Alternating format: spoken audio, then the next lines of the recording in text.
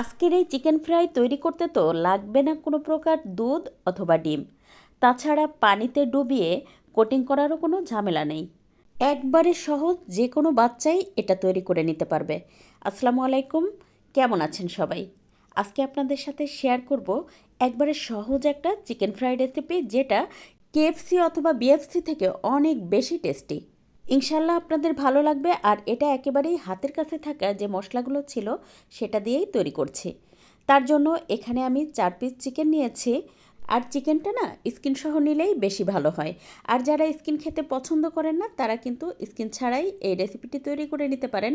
আর দেখতেই পাচ্ছেন আমি একটু আগুনে ঝলসে নিয়েছি, এতে করে ওই যে পাতলা যে পশম থাকে সেটা আর থাকে না। তারপরে এর মধ্যে 1 ফালি লেবুর রস চিপে নিলাম, এই প্রায় 1 চা চামচ পরিমাণ। দিয়ে দিলাম 1 টেবিল চামচ পরিমাণ সয়া সস। তার সাথে দিয়ে দিয়েছি লাল মরিচের গুঁড়া 1 চা চামচ। সাথে দিয়েছি 1 চা চামচ পরিমাণ আদা রসুন আর জিরা বাটা। তার সাথে দিয়ে দিলাম 1 টেবিল চামচ পরিমাণ টমেটো সস। আর দিয়েছি স্বাদমতো লবণ। লবণটা কিন্তু একটু বুঝে দেবেন, যেহেতু সসের মধ্যে লবণ থাকে, সয়া সসেও বেশ ভালো পরিমাণ লবণ থাকে, তাই এই পর্যায়ে লবণটা অবশ্যই একটু বুঝে দেবেন। তারপরে খুব ভালোভাবে হাত দিয়ে মেখে নিব। আর দেখতেই পাচ্ছেন ওই যে চিড়ে নেওয়া যে অংশগুলো, সেখানেও কিন্তু আমি খুব ভালোভাবে মশলাটা হাত দিয়ে দিয়ে দিলাম। এবার এটা 30 মিনিটের জন্য রেস্টে রেখে দেব। আর এদিকে একটা পাত্রে নিয়ে নিলাম 1 কাপ পরিমাণ ময়দা।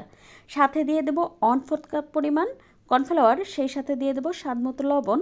তার সাথে দিয়ে দেবো আধা চা চামচ পরিমাণ ভাজা জিরার গুঁড়া, 1 চা চামচ পরিমাণ শুকনো মরিচের গুঁড়া। আর দিয়ে দেবো 1 চা চামচ পরিমাণ চিনি, এতে করে টেস্টটা খুব ভালো আসে। তার সাথে দিয়ে দেবো সামান্য পরিমাণ বেকিং সোডা। তো বেকিং সোডা অথবা বেকিং পাউডারটা দেওয়ার চেষ্টা করবেন, এতে করে অনেক ক্রিস্পি হয়। তারপর অল্প অল্প পরিমাণ পানি দিয়ে হাত দিয়ে এরকম ঘষে ঘষে আমি একটু ঝুরঝুরা করে নেব।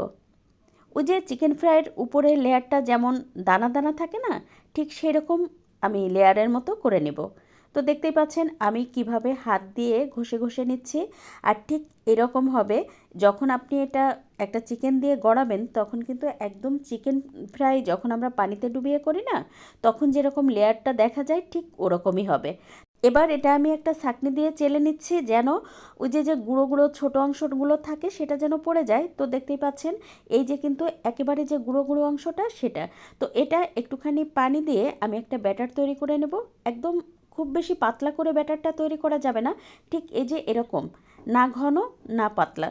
তারপরে একটা চিকেন নিয়ে এই ব্যাটারের মধ্যে ডুবিয়ে তারপর ওই যে চেলে নেওয়া যে ময়দাটা ছিল সেটার মধ্যে দিয়ে আমি বেশ ভালোভাবে কোট করে নিব।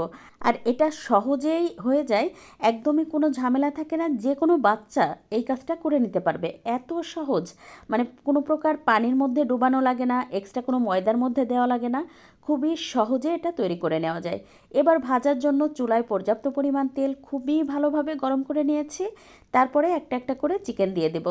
তেলের মধ্যে চিকেন দেওয়ার আগে কিন্তু তেলটা খুবই ভালোভাবে গরম করে নেবেন, এতে করে ক্রিস্পিটা খুব সুন্দর হয়। আর চিকেনটার থেকে ওই যে যে আটা ময়দার লেয়ারটা দেওয়া থাকে না, সেটা খুলে যায় না। আর চেষ্টা করবেন 2টা করে চিকেন ভাজতে। আমি এই যে 3টা দেওয়ার কারণে না উল্টাতে যেয়ে এই যে উপর থেকে একটুখানি পড়ে গেছে। তো এই ভুলটা আমার মতো করবেন না। তারপরে হচ্ছে প্রায় 12 মিনিট মতো চুলার আঁচ মিডিয়াম রেখে আমি সবগুলো চিকেন বেশ ভালোভাবে ভেজে নিয়েছি। আর নিশ্চয়ই দেখেই বুঝতে পারছেন এটা কতটা ইয়াম্মি দেখাচ্ছে। আর আমি একটু কড়া করে ভেজে নিয়েছি, আমার কাছে ওই যে উপরের অংশটা ক্রিস্পি হলে আরও বেশি ভালো লাগে খেতে। আর অনেকটা সময় পর্যন্ত এটা এরকমই ক্রিস্পি থাকে, 2-3 ঘন্টায়ও কিছুই হয় না। আজকের ভিডিও ভালো লাগলে প্লিজ একটু শেয়ার করে দিবেন। আর একটা লাইক দিয়ে পেজ ফলো করে পাশে থাকবেন। আজ এ পর্যন্ত, কাল আবার নতুন কোনো ভিডিও নিয়ে দেখা হবে ইনশাল্লাহ।